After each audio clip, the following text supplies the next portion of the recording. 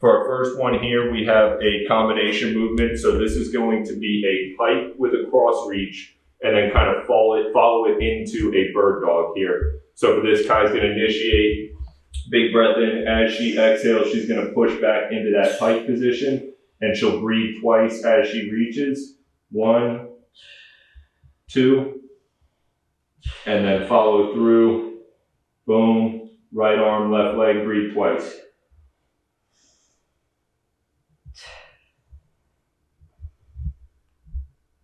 Excellent, and then we'll reset the whole movement. So for this, on the pike reach, you're gonna get a lot of difference in this stretch because there's so many combinations involved here, but on the pike, obviously we're getting calf, hamstring, glute, a little bit of the back extensors. The cross reach is kind of throwing in some of those, deeper posterior core muscles, and then following it into this bird dog pattern. Here, we're just kind of thinking about creating good terminal length. So from right hand to left foot, getting as long as we can and trying to just lengthen that chain. Kai's doing a really good job here, staying active on that opposite hand, driving the feet down, and then again here on the bird dog pattern, still making sure that she's conscious of those offsides as well.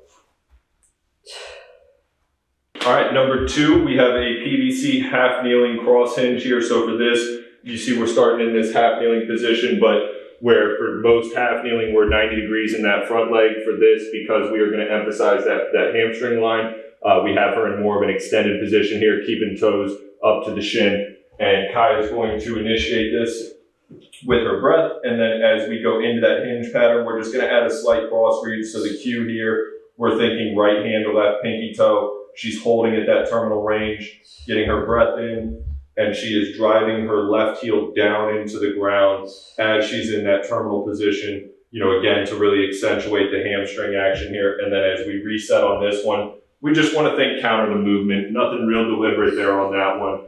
For this, we should absolutely feel hamstring. For some people, we'll get kind of proximal calf as well on this. A quick note on her knee position. You notice there's a soft bend in that knee. Whenever we're trying to stretch the hamstring group, we want to make sure that we have that soft knee position. If we hyperextended the knee, it's actually going to create too much quad contraction for us to really lengthen that hammy. And then at the hips, we notice that the hip height is staying the same. We're not ducking into that back posterior tilt position. She's fanning up and back. So for this, we'll get a little stretch in the glute, and then maybe even some low back here on this one as well.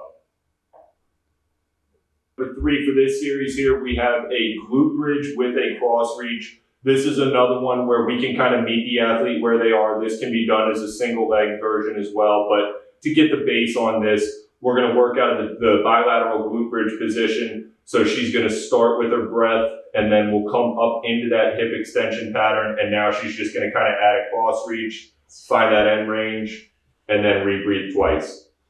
So for this one, we're going to get some glute. We're going to probably get mostly more of the upper portions of the back line on this. So she'll get a lot of erector, some lat, maybe a little bit of oblique. But the real stretch of this is kind of in this reach pattern, creating length from her fingertips to her toes.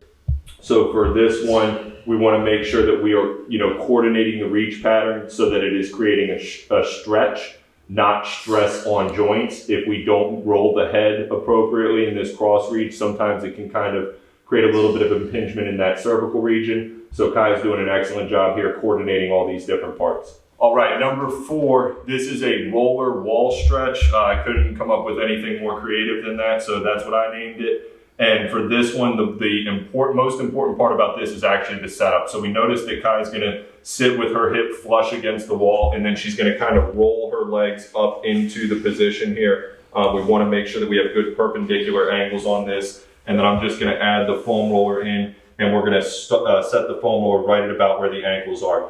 So for this one, we are just gonna kind of push up into extension and then pull back into the starting position. So Kai initiating through the breath, exhaling. Once that exhale finishes, the stretch is complete. So she's gonna hold here, get her breath in, and then staying active on this portion here, she's going to really deliberately pull down through the hips. And for me personally, this is actually where I get the most out of this stretch, is pulling back down, flush pelvis down to the floor, and then rebreathe from there. We also can note that Kai's doing a really good job here on the feet, keeping the toes pulled towards the shin, helps to keep the length on the gastrocs and the hamstrings. So for this one, we will predominantly feel this, proximal calf, hamstrings, maybe a little bit of glute here, and then at that top position, getting some almost decompression on the spine here. So this is another one that outside of the myofascial lines is really good just for kind of pelvic movement. Obviously, we don't spend too much time hanging in an inverted position, so I just think kind of that decompression on the spine of the pelvic girdle is kind of a little add-on here as well.